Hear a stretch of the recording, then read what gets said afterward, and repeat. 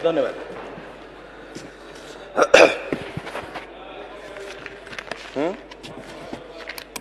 मान्यवर बाचस्पति महोदय, उपबाचस्पति महोदय, मान्यवर पंचायत राज और पानीय जल मंत्री जो खर्च दाबी आगत करिसंती ताकू मु तथा आम दल ताकू समर्थन करि पारुना जो भाव में मो अशोक भाई कहते महात्मा गांधी उक्ति गोटे कहते गाँव विकास हेले देशर विकास हम।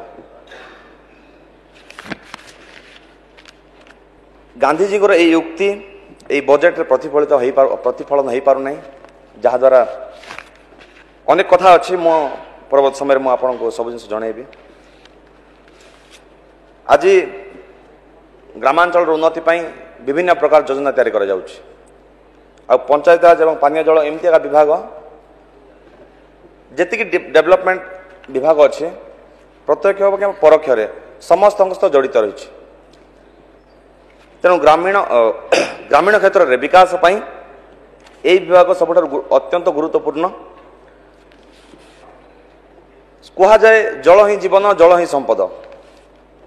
ये जल पाई बोली सरकार केते प्रकार योजना तैयारी करुछंती। विगत सरकार जल पाई बोली कोटी कोटी टंका अर्थ व्यय करिसंती। राज्य राजकोषरु केते कोटी कोटी टंका खर्च होईछि।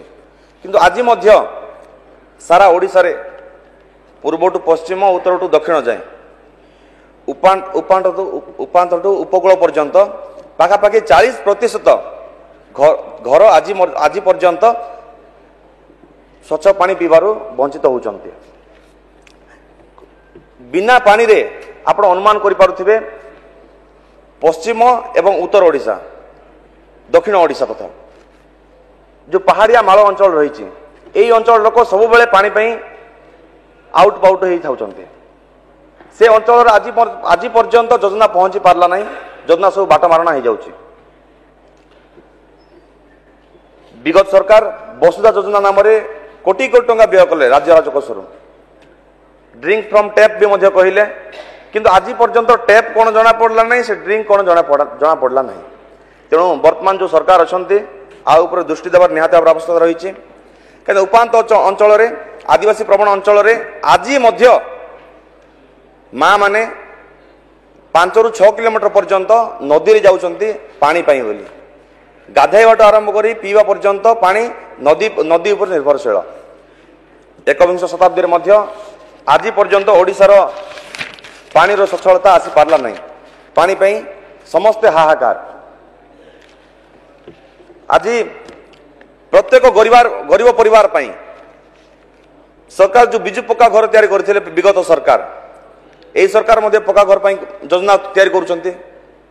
वर्धित दरदाम अनुसार जो रही अर्थ व्यय जो रोचे 1,30,000 मिलूँ ग्रामांचल बोली से बहुत कम पड़ जाऊँगी। तेणु ये सरकार जदि टी वर्धित करते हुए तो आउ भल ही पारि था। एबे प्रत्येक क्षेत्र में दरदाम वृद्धि पाई 1,30,000 घर काम हो पारना।